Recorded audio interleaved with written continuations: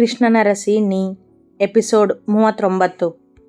ದಾರಿಯುದ್ದಕ್ಕೂ ಶ್ರೀನಿಕಾಳ ಹೆಸರನ್ನೇ ಮನದಲ್ಲಿ ಜಪ ಮಾಡುತ್ತಿದ್ದ ಕೃಷ್ಣ. ಅವಳು ಕಾಣಬಾರದೆಂಬ ಅವನ ಬೇಡಿಕೆಯನ್ನು ಆ ದೇವರು ತನಗಿಷ್ಟವಾಗದೆ ಸ್ವೀಕರಿಸಲಿಲ್ಲವೇನೋ. ಅವನಿಷ್ಟದಂತೆ ಇವರಿಬ್ಬರನ್ನು ಭೇಟಿ ಮಾಡಿಸಲು ಒಂದು ಯೋಜನೆ ಮಾಡಿಟ್ಟಿದ್ದ.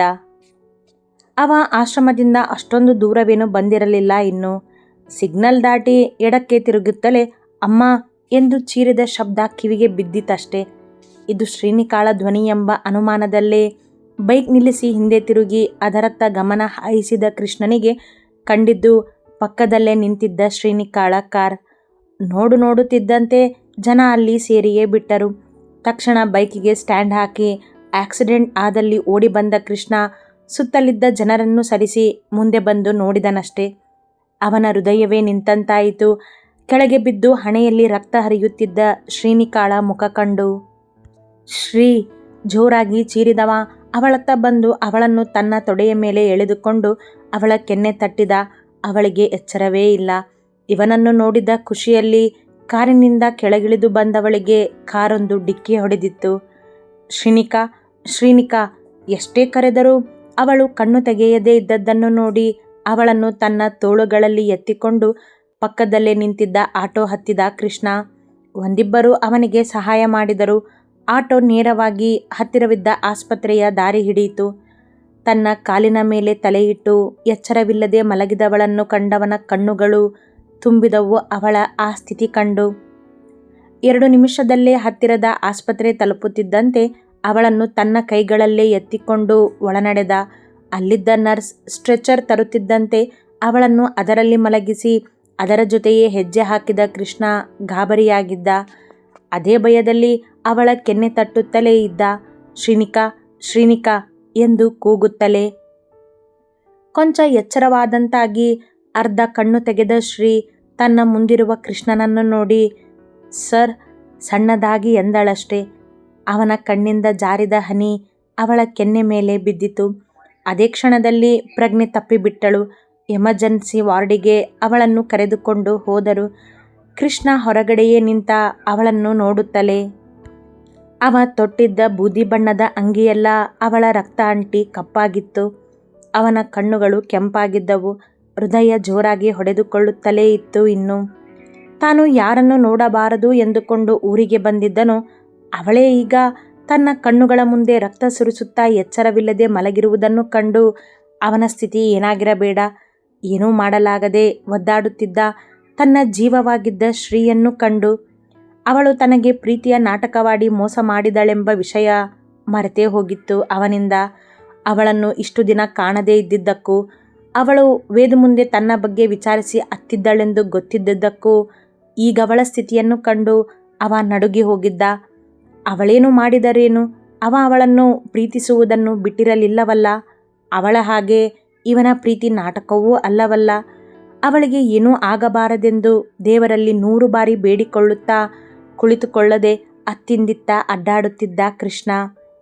ಗಂಟೆ ಕಳೆದ ಮೇಲೆ ಹೊರಬಂದ ಡಾಕ್ಟರ್ ನೀವು ಕೃಷ್ಣನ ಮುಖ ನೋಡುತ್ತಲೇ ಕೇಳಿದರು. ಡಾಕ್ಟರ್ ಅವಳಿಗೆ ಏನೂ ಆಗಿಲ್ಲ ತಾನೆ? ಅವರ ಪ್ರಶ್ನೆಗೆ ಉತ್ತರಿಸದೆ ಕೇಳಿದ. ಡೋಂಟ್ ವರಿ, ಅವರಿಗೆ ತಲೆಗೆ ಪೆಟ್ಟಾಗಿದೆ ಅಷ್ಟೇ. ಅದು ಬಿಟ್ಟರೆ ನಥಿಂಗ್ ಟು ವರಿ. ಇನ್ನೂ ಸ್ವಲ್ಪ ಹೊತ್ತಿಗೆ ಪ್ರಜ್ಞೆ ಬರುತ್ತೆ ಎಂದು ಮುಂದೆ ಹೆಜ್ಜೆ ಇಟ್ಟರು. ಅವರ ಉತ್ತರಕ್ಕೆ ನಿರಾಳನಾದವ ಅವರ ಹಿಂದೆಯೇ ಓಡಿ ಹೋಗಿ ನಾನು ಅವಳನ್ನು ನೋಡಬಹುದಾ ಕೇಳಿದ ಆತುರದಿಂದಲೇ.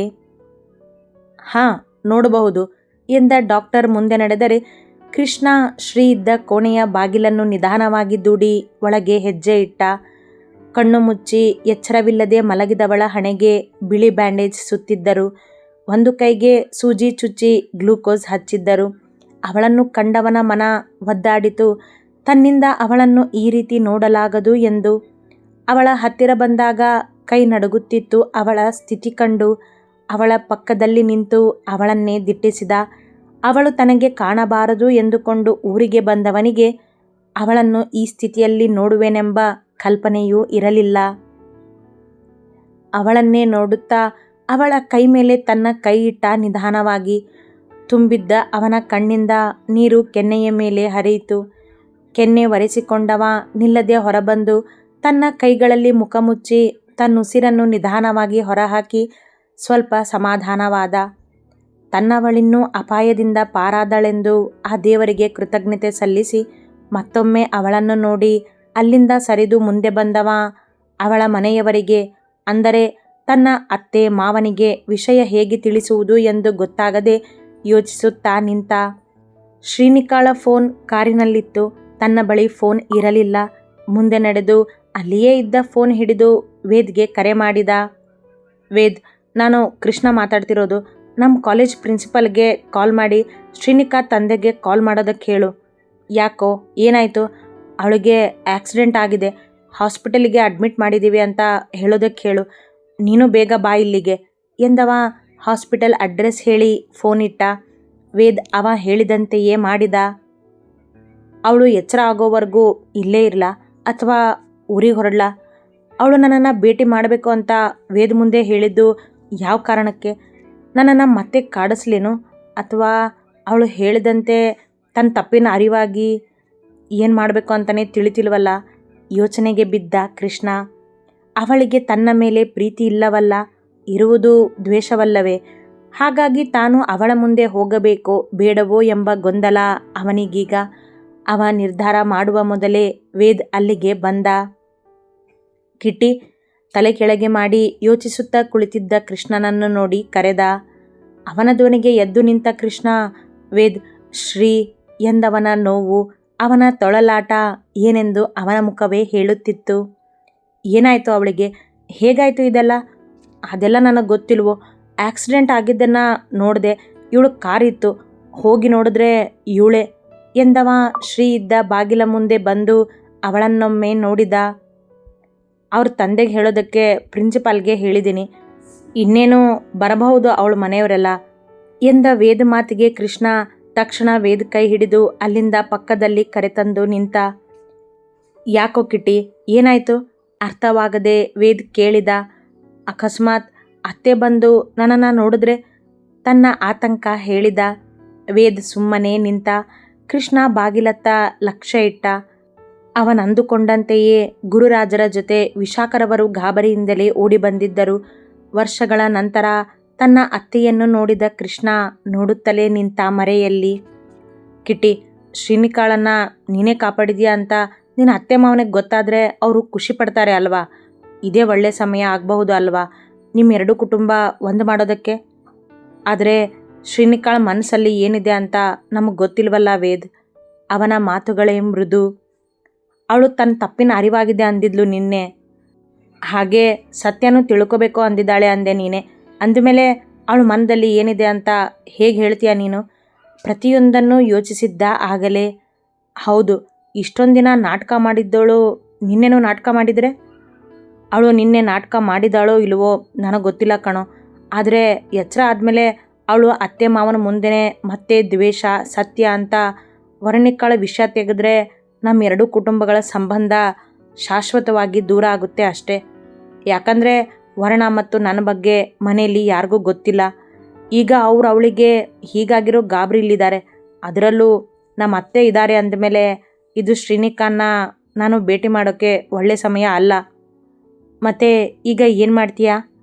ನಾನು ಊರಿಗೆ ಹೋಗ್ತೀನಿ. ನನಗೆ ಅವಳು ಮುಂದೆ ಹೋಗೋಕ್ಕೆ ಇಷ್ಟ ಇಲ್ಲ. ನೀನು ನಾಳೆ ಶ್ರೀನಿಕಾಳ ಬಗ್ಗೆ ತಿಳ್ಕೊಂಡು ಹೇಳು. ಸರಿ ಎಂದ ವೇದ್. ಕೃಷ್ಣ ನಿಧಾನವಾಗಿ ನಡೆದು ಶ್ರೀನಿಕಾಳಿದ್ದ ರೂಮಿನತ್ತ ಬಂದ. ಗುರುರಾಜ್ ಮತ್ತು ವಿಶಾಖರವರು ಅವಳಿದ್ದ ರೂಮಿನೊಳಗೆ ಹೋಗಿದ್ದರು.